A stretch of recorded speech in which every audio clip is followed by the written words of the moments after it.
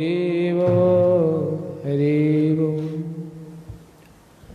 श्री श्री गुरु गौरांग गंधर्विका गिरिधारी श्री राधा मदन मोहन पंचतत्वात्मक श्री गौर हरि की जय।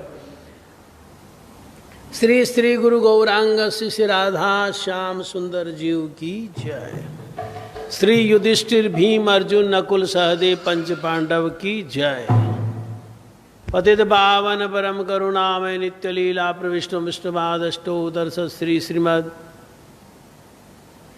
भक्ति वल्लभ तीर्थ गोस्वामी महाराज की जय। नित्य लीला प्रविष्णु विष्णुपादष्टो दर्शत श्री श्रीमद भक्ति दयित माधव गोस्वामी महाराज की जय। जगत गुरु शिल भक्ति सिद्धांत सरस्वती गोस्वामी ठाकुर प्रभुपाद की जय। श्री परमहंस गौर किशोरदास बाबा जी महाराज की जय। श्री श्री सच्चिदानंद भक्ति विनोद ठाकुर की जय। श्री वैष्णव सार्वभौम श्री जगन्नाथ दास बाबा जी महाराज की जय। श्री रूपानुग गुरु वर्ग की जय। श्री कृष्ण चैतन्य प्रभु नित्यानंद श्री अद्वैत गदाधर शिव सदि गौर भक्त वृंद की जय। श्री राधा कृष्ण गोप गोपी गो गोवर्धन वृंदावन धाम श्री राधा कुंड श्याम कुंड की जय। शुद्ध भक्ति विघ्न विनाशनकारी भक्त वत्सल सिंह सिंह देव की जय। पूज्यपाद वैष्णव वृंद की जय। अखिल भारतीय श्री चैतन्य गौड़िया मठ के वर्तमान आचार्य पूज्यपाद त्रिदंडी स्वामी श्री श्रीमद भक्ति भूषण भागवत महाराज की जय।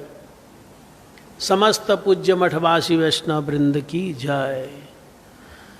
श्री हरिनाम संकीर्तन की जय। गौर प्रेमानंदे हरि हरि। परम पूज्य पात्र श्री श्रीमद भक्ति विचार विष्णु महाराज की।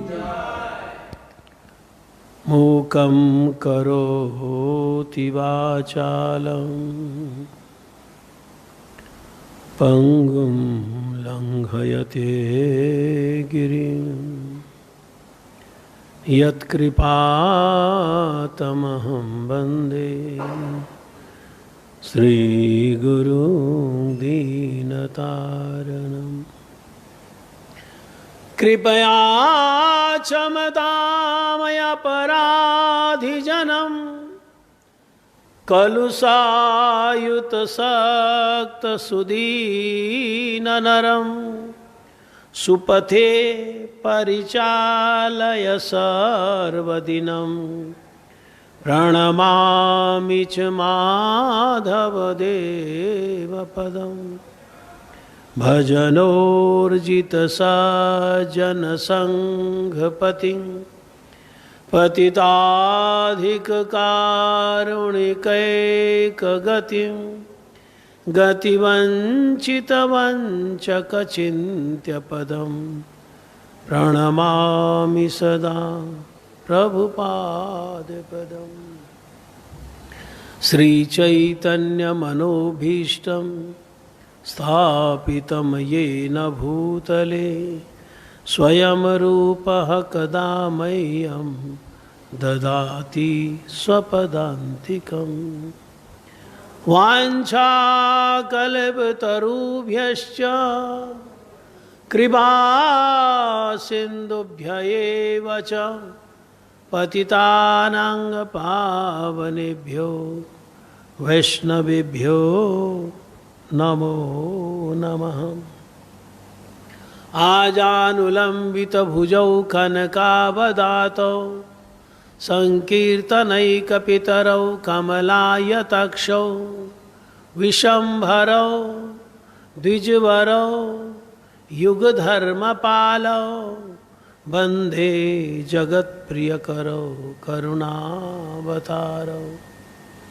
जयतां सुरतो पंगुर मम मंदमतेर्गति मत्सर्वस्वपदं भोजो श्रीराधा मदन मोहन। भक्त्या विहीन अपराध लक्ष्य क्षिप्तश्च कामादितरङ्गमध्ये कृपामयि त्वां शरणं प्रपन्ना वृन्दे नमस्ते चरणारविन्दं श्रीकृष्ण चैतन्य प्रभु नित्यानंद श्री अद्वैत गदाधर श्रीवासादि गौरभक्तवृन्द। हरे कृष्णा कृष्णा कृष्णा हरे हरे हरे राम राम राम हरे हरे।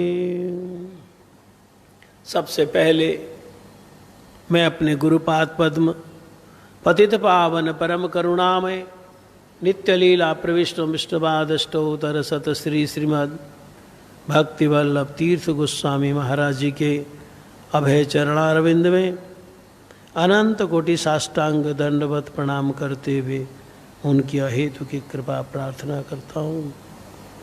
सभी वैष्णवों के चरणों में दंडवत प्रणाम करते हुए सबके अहेतु की कृपा प्रार्थना।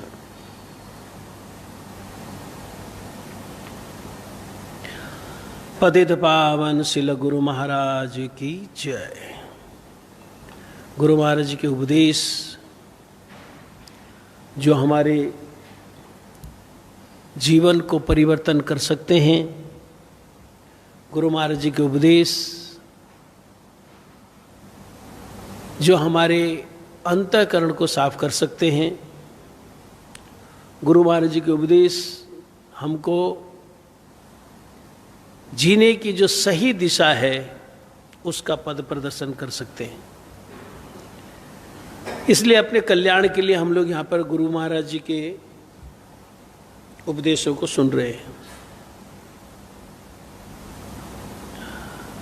आजकल एक नया इंग्लिश का एक शब्द आया है,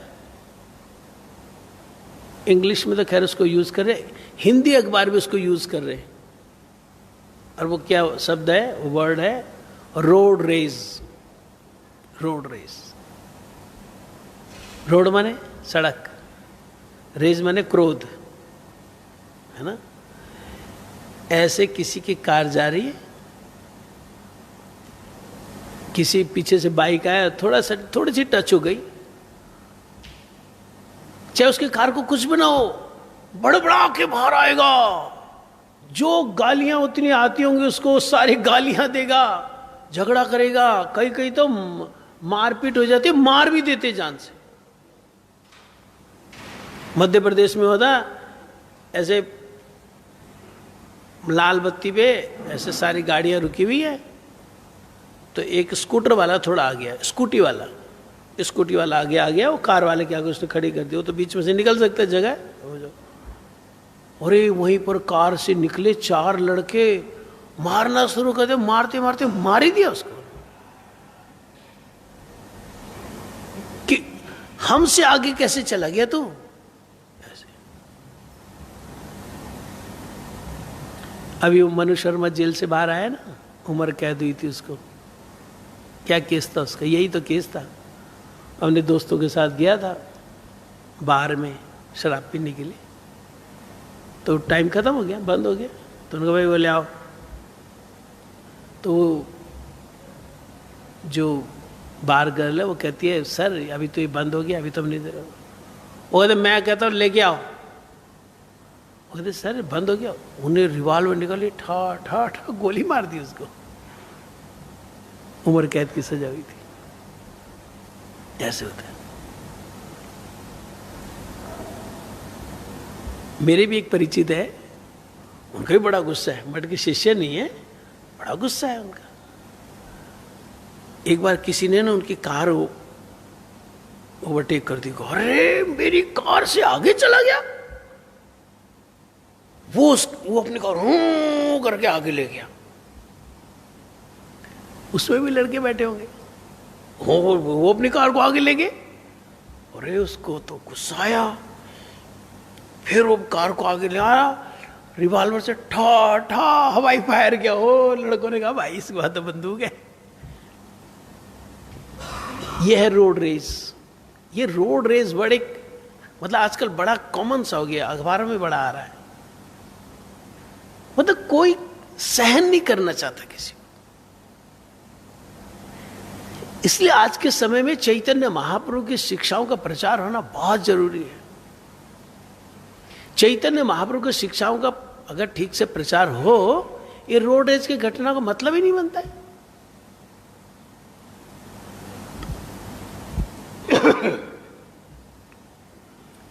अगर चैतन्य महाप्रभु की शिक्षा प्रचार न हो, चाहे वो ना भी चाहता हो, है ना, ऐसे मारामारी न भी चाहता हो तो भी मारामारी करता है। अर्जुन ने पूछा था ना भगवान कृष्ण को भगवत गीता में, अथ केन प्रयुक्तम पापम चरति पुरुष अनिच्चन भी वार्ष्णे बलादिव नियोजिता। कहते भगवान एक बात बताओ, कई बार ये मनुष्य पाप करना नहीं चाहता, पर कोई ऐसा है जो उसको जबरदस्ती पाप में लगाता है।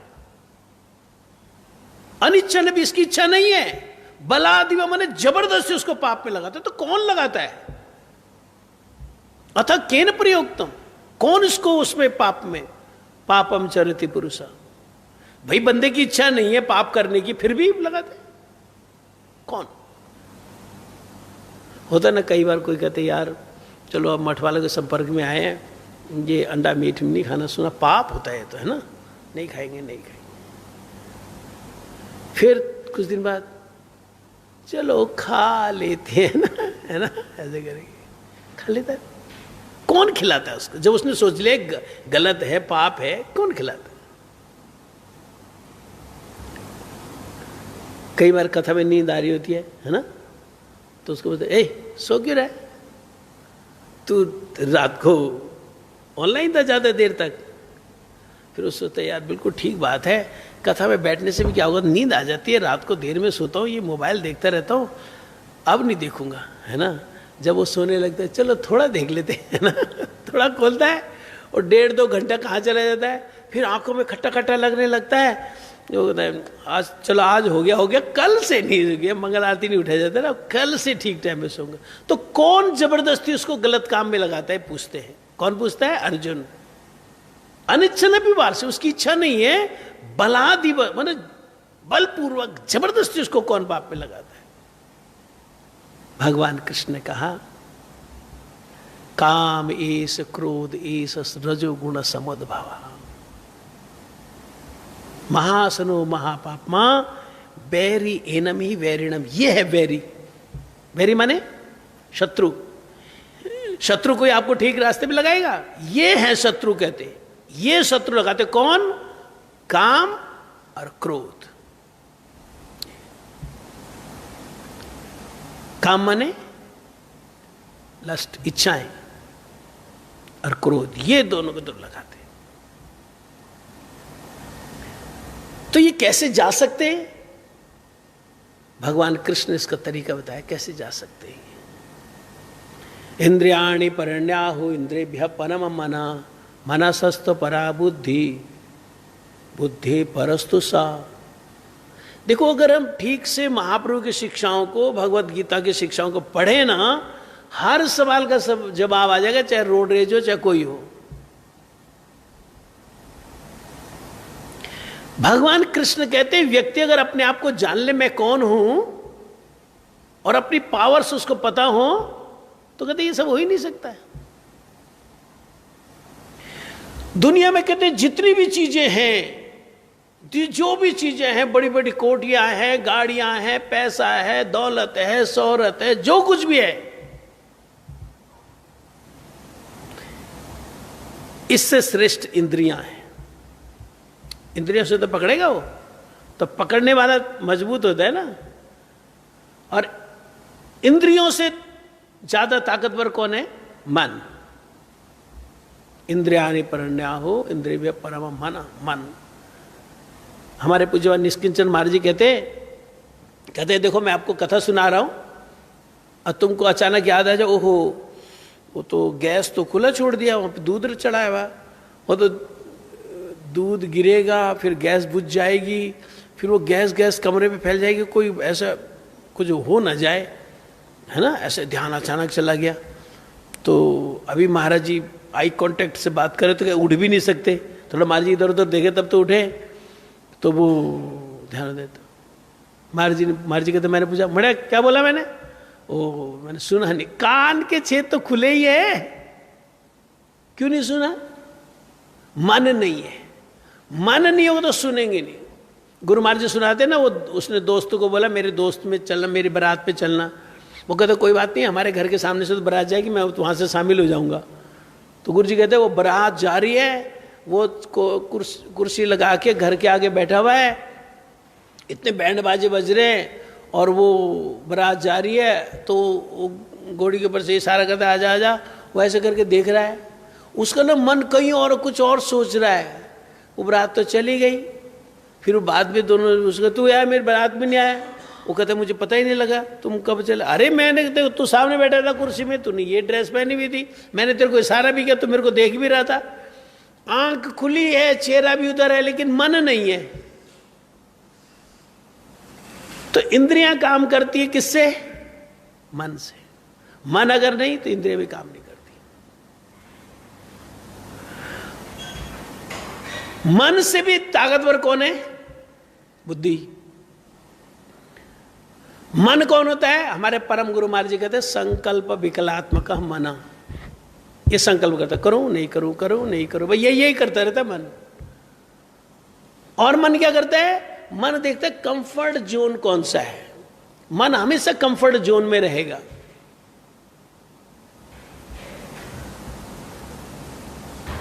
कंफर्ट जोन किसको बोलते हैं? जहां पे आराम होगा, है ना, आराम होगा, उधर को मन रहेगा। चलो आज 1 लाख माला करता हूं, नहीं बहुत मुश्किल है, नहीं, मन बोलेगा नहीं करना। ऐसे चलो निर्जला व्रत करते, सारे कहते निर्जला, मैं भी निर्जला, नहीं, मन बोलेगा नहीं नहीं, मन नहीं। करवाता कौन है? बुद्धि। हमारे परम पूज्य स्वामी महाराज जी ने एक एग्जाम्पल दिया बहुत अच्छा, कि एक बच्चे को बर्फी लेने के लिए भेजा, उसके पिताजी ने ले पैसे, बर्फी लेके आ गाँव में। तो वो बर्फी लेने के, अंकल ये मेरे पापा ने पैसे दिए हैं, बर्फी दे दो। तो उसने देखा वहाँ पे शोकेस में बर्फी नहीं। तो स्वामी महाराज जी लिखते हैं कि उन्होंने बोला स्वामी महाराज एक बुके में, बेटा रुको मैं स्टोर से लेके आता हूँ। तब वो जो स्टोर की तरफ जा रहा है तो उसकी आंख तो सामने है, इधर पीठ पीछे थोड़ी आंख है। उसके सामने रसगुल्ले रखे हैं, लड्डू रखे, कितना कुछ रखा है। तो सोचता अभी तो इधर को जा रहा है, देख थोड़ा रहा है, तब तक तो 2 रसगुल्ले तो खा ही लूंगा मैं जब तक ये आएगा, अभी तो ऐसे ऐसे जा ही रहा है। तो उसका मन का खा ले 2 रसगुल्ले खा ले, फटा सामने रखे, बस उठा मुंह में डाल। तो बच्चा का मन करता खा लो। फिर बच्चे की बुद्धि ने बोला जे पकड़ा गया ना तो अंकल जी मारेंगे, बेइज्जती बहुत होगी, और ये मेरे को मिठाई भी नहीं देंगे, और पिताजी को शिकायत लगाएंगे, ये तुम्हारा लड़का चोर है, इसको क्यों तो मैं, ये मेरे रसगुल्ला चोरी कर लिया। तो बुद्धि ने कहा, मन कहता खा ले, बुद्धि कहते नहीं खा, पिटाई होगी, बदनामी होगी, पिताजी अलग से मारेंगे। तो कहते मन ने कहा खा ले, तो भी नहीं खाया उसने। क्यों नहीं खाया? किसने मना किया? बुद्धि ने मना किया। इसलिए जब किसी को सही रास्ते पे लाना होता है ना, तो भगवान कृष्ण कहते हैं ददामि बुद्धि योगम तमजेन मामोपयान्ति ते। भगवान उसके बुद्धि को ठीक करते, उसको बुद्धि देते, तो सद्बुद्धि देते, फिर वो ठीक डिसीजन लेता है। ये सारे मन, ये इंद्रियां और ये सारी दुनिया बुद्धि के अधीन है। बुद्धि किसके अधीन है? कठोपनिषद में बताया, बुद्धि तो सारथी की तरह, जैसे ड्राइवर होता है कार में, तो ड्राइवर अपनी चीज थोड़ी चलेगा, मालिक बोलेगा वहां चलो। ड्राइवर किसके अधीन होता है? मालिक के। सारथी किसके अधीन होगा? रथी के। तो रथी कौन है? मालिक कौन है? बोला आत्मा। इसलिए महाप्रभु कहते जीव जागो, जागे रहे। आत्मा अगर जागती रहे तो ठीक बुद्धि को डिसीजन देगी, डायरेक्शन देगी। बुद्धि ठीक मन को डायरेक्शन देगी, और मन इंद्रियों पे घोड़ों को डायरेक्शन देगा। लेकिन ये आत्मा जागे, रोड रेस की घटनाएं ना हो, हमारे से ऐसे गुस्से वाला काम ना हो, है ना। होता है ना कई बार, बोटी नहीं है केटे दी वो छाड़ो, ऐसे बोलते हैं ना, बोटी लेता और मठ में क्या मिलेगा, बोटी मिलता है वो सब्जी काटने वाला, ओ मौन आ जाता है। बाद में उसको बोला क्यों बोटी लगे, मुझे ना गुस्सा आ गया था, अब जा मारने के लिए, बोला अब नहीं जाना। उस समय क्यों है, यही है रोड रेज, अचानक गुस्सा आ जाता है। इसको रोकने का क्या उपाय है? हमारे पूज्यवाद मंगल महाराज जी थे, गुरु जी के गुरु भाई। उनको किसी ने पूछा कि महाराज ये लिखा है, चारी गुने गुनी है करह कीर्तन, है ना, दैन्य दया अन्यमान प्रतिष्ठा वर्जन, चारी गुने गुनी है करह कीर्तन। क्या उनको ये पूछा कि तृणादपि सुनी चेन तरोरपि सहिष्णुना अमानी न मान देन, ये 4 गुण होंगे तब कीर्तन करने का अधिकार होगा। तो कहते हमारा तो ये गुण है नहीं, तो हमारा तो कीर्तन करने का अधिकार ही नहीं, जप करने का अधिकार ही नहीं, तो हम ये जो कीर्तन करें जप करें अनधिकार चेष्टा है, गलत है ये पूछा था मंगल महाराज जी को। मंगल महाराज जी कहते मैथ्स पढ़ते हो? हाँ कहते पढ़ता हूँ। एलजेब्रा पढ़ी है? कहते हाँ जी पढ़ी है। मैथमेटिक्स गुरु जी का फेवरेट सब्जेक्ट रहा है, उसमें भी एलजेब्रा तो बहुत ही फेवरेट था ना गुरु जी का। तो गुरु मंगल महाराज ने पूछा कि एलजेब्रा पढ़ते हो? हाँ। एलजेब्रा का फर्स्ट फॉर्मूला क्या बताओ? उन्हें सुना दिया, a + b whole square is equal to a square + b square plus twice ab। तो कहते हैं सुनो, तुमने क्या बोला? a + b whole square is equal to a square + b square plus twice ab।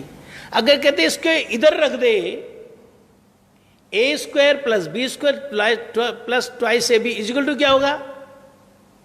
कहते जी a + b होल स्क्वायर। कहते यही बात है। मंगल महाराज जी बोला तृणादपि सुनी चेन तरोरपि सहिष्णुना अमानी न मान देन इज इक्वल टू कीर्तनीय सदा हरि। तो कहते कीर्तनीय सदा हरि इज इक्वल टू तृणादपि सुनी चेन तरोरपि सहिष्णुना अमानी न मान देना। यानी कि अगर आप तृणादपि सुनीचे हैं, तरोरपि सहिष्णु हैं, अमानी न मान देन हैं, तो हमेशा कीर्तन कर सकते हैं। जब मंगलवार जी अगर आप हमेशा कीर्तन करते रहो, हमेशा कीर्तन करते रहो, तो ये गुण आपके अंदर आने लग जाएंगे कीर्तन के प्रभाव से, है ना। कीर्तन के प्रभाव से आपके अंदर तृणादपि सुनीचे न तरोरपि से ये गुण आने लग जाएंगे। जब ये किसी के अंदर गुण आ जाए, तृणादपि सुनीचे, हम्बलनेस उसके अंदर आ जाए, वो रोड रेस जैसी घटना करेगा? बोटी लेके मारने जाएगा? उसके अंदर तो हम्बलनेस है, दीनता है, कैसे मारने जाएगा वो? तरोरपि सहिष्णुना, वृक्ष से भी ज्यादा सहनशील हो, वृक्ष से भी ज्यादा कोई सहनशील हो, है ना, उसकी कार पे कोई बाइकर टच भी करते हो ध्यान देगा? वो कोई बात नहीं है। हमारे परम गुरु महाराज जी ऐसे बैठे हैं, पंडाल लगा हुआ है और रासबिहारी एवेन्यू तिराहे पर बड़ा प्रोग्राम चल रहा है।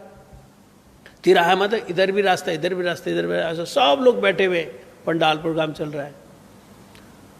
तो किसी दूसरे मठ से 2 आए, वो भी ब्रह्मचारी हैं।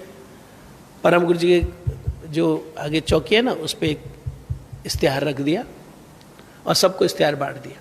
उसमें क्या इश्तिहार लिखा? परम गुरु जी के खिलाफ लिखा हुआ,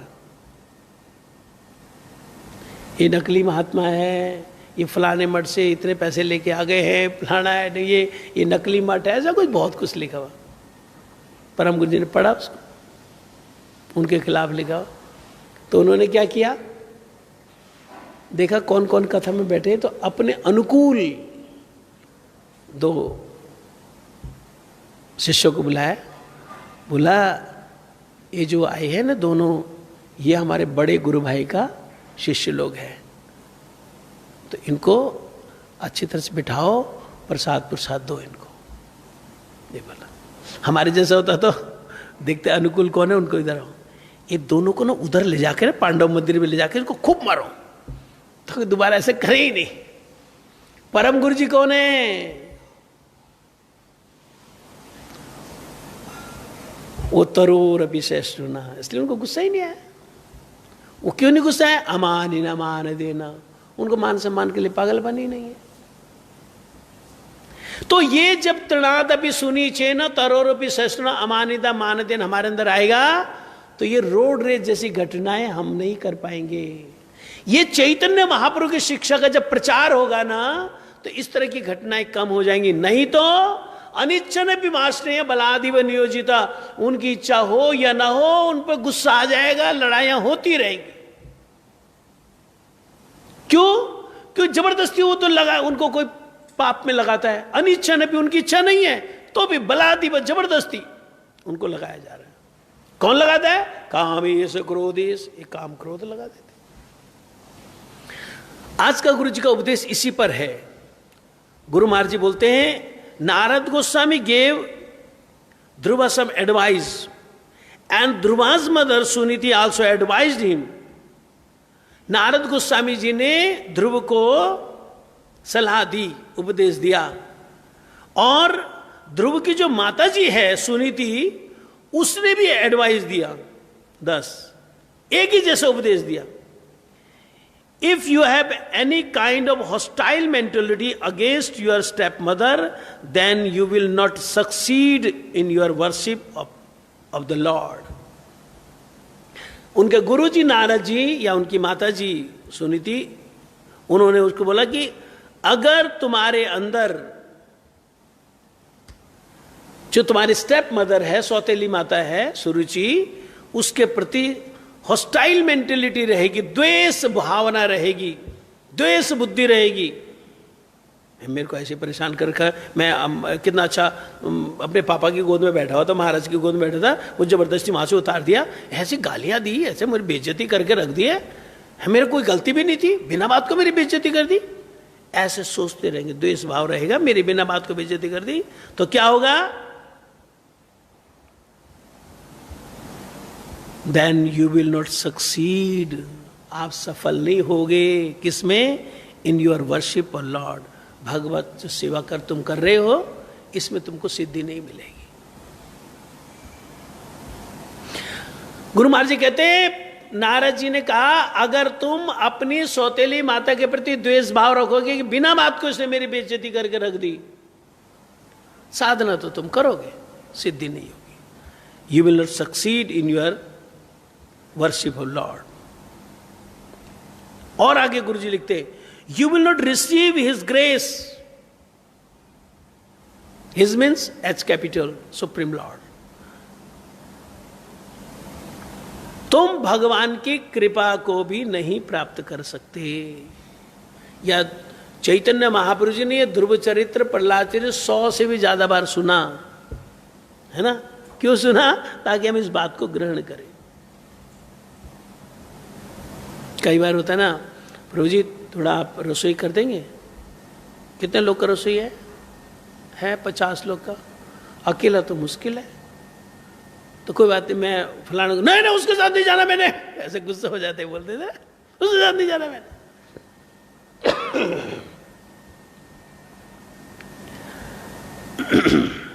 क्यों? उन्हें मेरे साथ ऐसा ऐसा किया, मेरे साथ ऐसा ऐसा किया, है ना। मैं उसके कमरे में रहने को नहीं मेरे कमरे में नहीं रहना, मेरे को बड़ी बेइज्जती करके मेरे कमरे से अपना बैग बुक सारा निकाल दिया। अविनाश कुछ याद आ रहा है? किसी ने आपका सामान रात को बाहर निकाल दिया था आप कभी निकाला था और उसका भी, सागर का भी, लेकिन आप लोग दोनों धैर्य है, आज तक आप लोगों ने गुस्सा नहीं किया। नहीं, बहुत अच्छी बात है। ये ऐसे हॉस्टाइल मेंटेलिटी रहेगी ना, तो हमारी बेइज्जती कर दिया, हमने नहीं इनकी बात करनी, हमने इसको प्रणाम भी नहीं करना है ना, ऐसे बुद्धि हो जाएगी। तब क्या होगा? एक गुरु महाराज जी लिखते हैं, प्रहलाद गुरु जी नारद जी बोलते हैं, you will not receive his grace. भगवान की जो कृपा है मिलेगी नहीं। कृपा करो, जय दाओ, कृपा करो बोलेंगे, हॉस्टाइल मेंटली अंदर रखी हुई है, द्वेष भाव अंदर रखा हुआ है, तो कृपा करो भी नहीं होगा।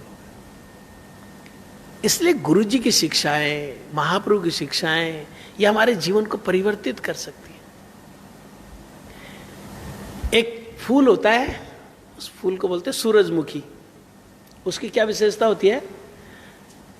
जिधर से सूर्य उदित होगा ना उधर को मुंह करेगा वो, है ना।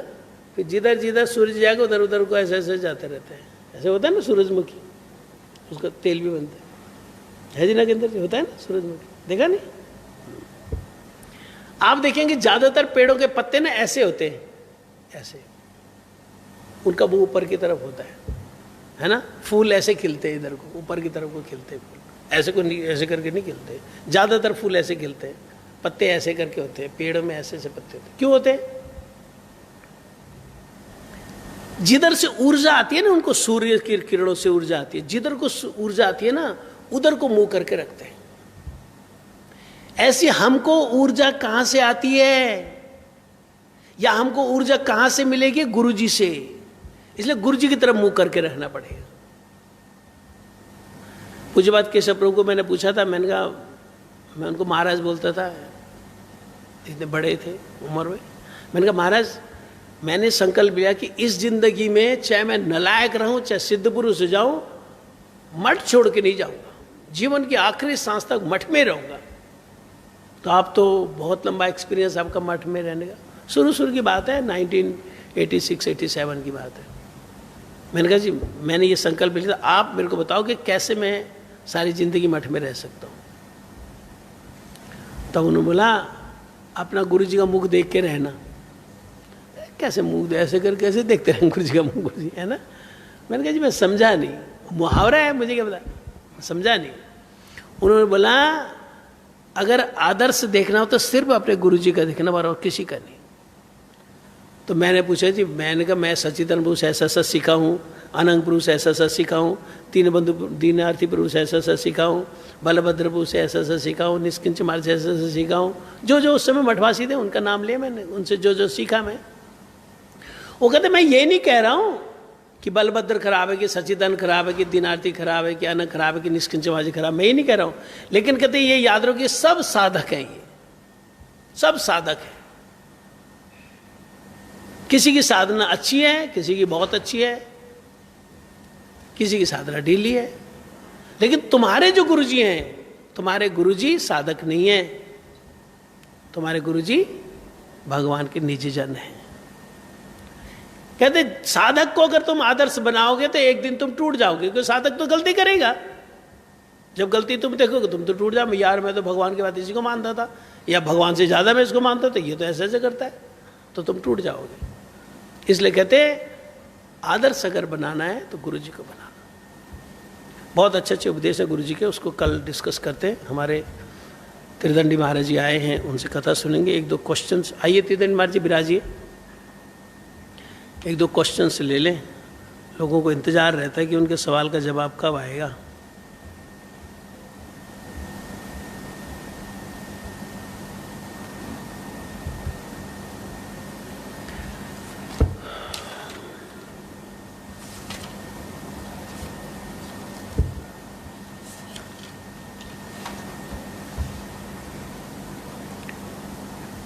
एक क्वेश्चन है,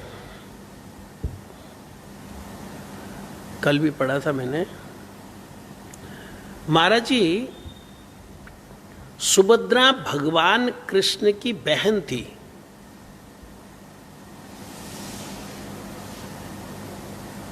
लेकिन उनका प्राकट्य कहाँ और कब हुआ, इसके बारे में जानना है। जनरली लोगों को ये पता है कि देवकी वसुदेव थे और वो उनके 8 संतान होनी थी, 8वीं कृष्ण होना था। वो एक एक करके 6 को तो मार दिया। साथ में तो बलराम जी थे। बलराम जी के तो योगमाया ने देवकी के गर्भ से उस बलराम जी को लेके रोहिणी के गर्भ में स्थापित कर दिया था। है ना, यहाँ से आकर्षण करके मारा करता है, इसलिए बलराम जी का एक नाम शंकरषण भी है ना। गुरु महाराज जी जो नित्यानुभव को प्रणाम मंत्र बोलते हैं, शंकरषण कारण तो साई गर्भोद शंकर से उनका नाम, तो वहाँ से आकर्षण करके लाए थे ना, इसलिए। तो फिर कहते ये सुभद्रा कहाँ से आ गई, है ना।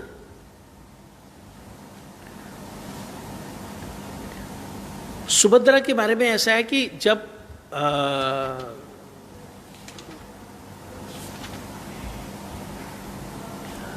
देवकी और वसुदेव वहां से फ्री हो गए,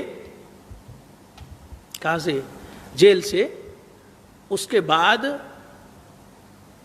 हरिवंश पुराण के 35वें अध्याय में लिखा है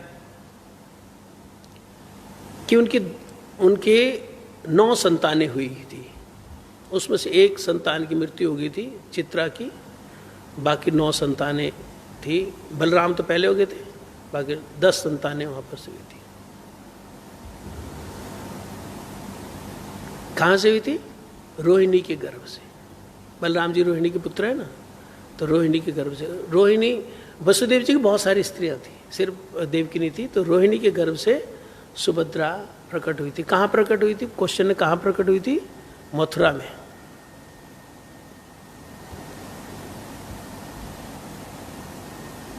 ये क्वेश्चन है। सुभद्रा का जन्म कब हुआ और कहाँ पर हुआ, ये क्वेश्चन है। तो सुभद्रा का जन्म मथुरा में हुआ, और वसुदेव जी जब जेल से वापस आ गए भगवान कृष्ण के जन्म के बाद, तब उसके बाद उनका जन्म हुआ। बहुत सारे नाम हैं, सारन, सठ, दुर्मन, दर्भ, सौर, पिंडार, कुशिनर, सबसे लास्ट, सबसे छोटी सुभद्रा थी। अगला है कि कुंती श्री कृष्ण की बुआ थी, तो अर्जुन के नाते उसका भाई हुआ। फिर हिंदू धर्म के अनुसार सुभद्रा का विवाह अर्जुन से कैसे हुआ, ये क्वेश्चन है। हमारा जो सारा सिस्टम है वो जैसे पराशर स्मृति है, मनुस्मृति है, उसमें लिखा हुआ। मनु कौन है? जहाँ से सृष्टि शुरू हुई, ब्रह्मा जी के मानस पुत्र मनु शत्रुपा। तो मनुस्मृति के 5वें अध्याय में लिखा हुआ सिस्टम, विवाह का सिस्टम क्या है, उसमें लिखा है अस्पीड़ा च मातुरस गोत्र चया पितुः। माता की 7 पीढ़ी में विवाह नहीं हो सकता है। माता की 7 पीढ़ी, जैसे माँ है ना, माँ की माँ है, उसकी माँ है, या माँ की बहन है, मौसी वगैरह, इनसे नहीं होगा। माँ की जो 7 पीढ़ियाँ हैं, इस पर विवाह नहीं होगा। और गोत्र च या पितुः, जो पिता का गोत्र है, पिता के गोत्र में जैसे पिता है तो उसके भाई है ना, उनके किसी बच्चे से नहीं होगा, या उनके लड़के या लड़कियां, उनके जिनका एक ही गोत्र है, चाचा का लड़का, ताया का लड़का है ना, उनके किसी से लड़की, उनके से भी होगा। तो किससे हो सकता है? जो पैरेलल कजन है उनसे हो सकता है, जो क्रॉस कजन है उनसे नहीं होगा। पैरेलल कजन होते हैं मासी के बच्चे, जैसे माँ की बहन के बच्चे, उनसे नहीं होगा, या चाचा के बच्चे, ताऊ के बच्चे, उनसे नहीं होगा। जो क्रॉस कजन है, जब बुआ के बच्चे है ना, उनसे हो जाएगा, ये उसमें लिखा हुआ। फॉर एग्जाम्पल, श्री कृष्ण की बहुत सारी पटरानियाँ थी, 16,108 पटरानी थी, उसमें भद्रा और मित्रविंदा, ये दोनों की दोनों श्री कृष्ण की बुआ की बेटियां थी। तो ये मनुस्मृति के अनुसार जो पिता का गोत्र है ना, पिता के गोत्र में नहीं होगा, और माता की जो 7 पीढ़ियां वो में नहीं होगा, उसके अलावा सबसे हो जाएगा। पराशर स्मृति में लिखा अपनी माँ से तुम शादी नहीं कर सकते हो, पिता की पत्नी, भाई की पत्नी, गुरु की पत्नी, पुत्र की पत्नी, या अपने गोत्र की कोई लड़की, इनसे विवाह नहीं होगा। जिनका गोत्र अलग है, माता का गोत्र अलग हो जाता है ना, उससे हो सकता है, ये लिखा। इसलिए मनुस्मृति के अनुसार जो विवाह हुआ अर्जुन का, वो गलत नहीं। क्वेश्चन है ना कि वो अर्जुन ने कैसे विवाह कर लिया, तो इसके कारण से विवाह किया। ये कंफ्यूजन पता क्यों आई है? ये कंफ्यूजन आई है कि 1955 में जो हमारा हिंदू मैरिज एक्ट बना ना, वो हिंदू मैरिज एक्ट वो मुस्लिम पोषण एक्ट था, मुसलमानों को खुश करने के लिए बनाया गया था। इसलिए आप देखेंगे जो जब हमारा देश आज़ाद हुआ, या अंग्रेज जब लोग थे, उन्होंने क्या किया, गुरुकुल पे टैक्स लगाए, गुरुकुल पे टैक्स लगे, है ना। क्रिश्चियन मिशनरी के जो क्रिश्चियन सिखाने, उन पे टैक्स नहीं है, मदरसों में कोई टैक्स नहीं है, गुरुकुल पे टैक्स, और वो भी ज्यादा, ताकि गुरुकुल सारे बंद हो जाएं, हिंदू संस्कृति बंद हो जाए। ये ऐसा हमारा रहा। और आप देखेंगे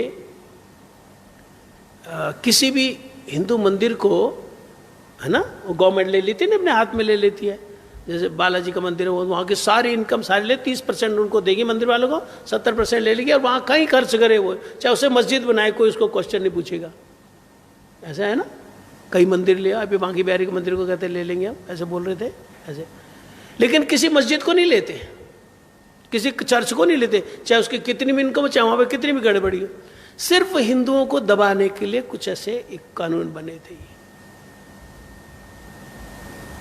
तो हिंदू मैरिज एक्ट जब बना 1955 में, उसमें उन्होंने दिया था कि किसी भी कजन से मैरिज नहीं करना, उसमें लिखा। फिर कई हिंदुओं ने उसे विरोध किया, तो उन्होंने कहा ठीक है, अगर आपके समाज में कोई ऐसा कस्टम अलाउ करता है तो कर लेना, लेकिन पहले बनाया था कि उसमें कजन से विवाह नहीं करना। तो जो भी है, ये जो क्वेश्चन था कि कुंती से विवाह क्यों है, तो हमारी मनुस्मृति के अनुसार, पराशर स्मृति के अनुसार, जो माता की 7 पीढ़ियां हैं और पिता का जो गोत्र है, इसमें विवाह नहीं है, बाकी सभी जगह पर विवाह हो सकता है, और बुआ के बच्चों से विवाह हो सकता है। ऐसा भगवान कृष्ण ने भी किया, अर्जुन ने भी किया, ये गलत नहीं था।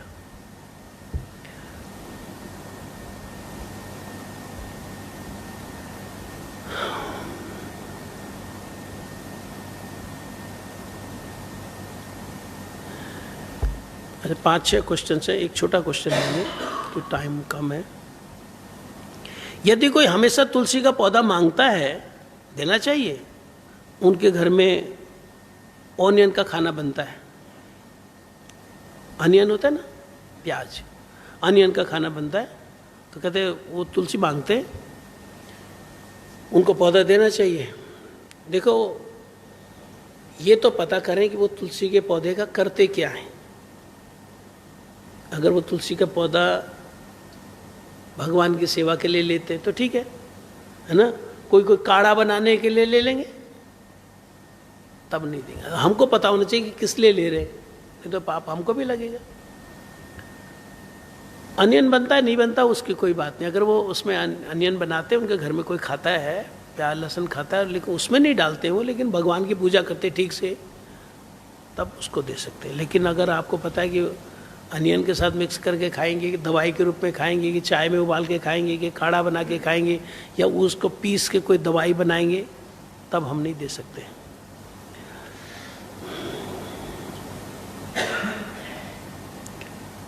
दो क्वेश्चन बहुत अच्छे हैं। एक तो यह है कि चित्रगुप्त सबका जीवन भर का जो कार्मिक अकाउंट है कैसे चेक करते होंगे। रोज अनगिनत लोग शरीर छोड़कर चित्रगुप्त के पास लाइन लगा के खड़े रहते होंगे, और अनगिनत ब्रह्मांड हैं, अनगिनत जीव हैं, कैसे सारा सिस्टम काम करता होगा। एक दूसरा, क्या वैष्णव का भी अकाउंट चेक होता है? उनको भी चित्रगुप्त के पास लाइन में खड़ा होना पड़ता है? प्लीज इस बारे में बताएं। एक ये क्वेश्चन है और दूसरा है कि चतुर्मास व्रत क्यों और कैसे करना चाहिए। दोनों ही प्रश्न बड़े लंबे हैं, कल इसकी चर्चा, हम दोनों क्वेश्चन की चर्चा करेंगे। अभी पूज्य बाद त्रिदंडी महाराज दोनों हाथ खड़ के महामंत्र बोले, हरे कृष्णा कृष्णा कृष्णा हरे हरे, हरे राम राम राम हरे। जोर से बोलिए, हरे कृष्णा कृष्णा कृष्णा हरे हरे, हरे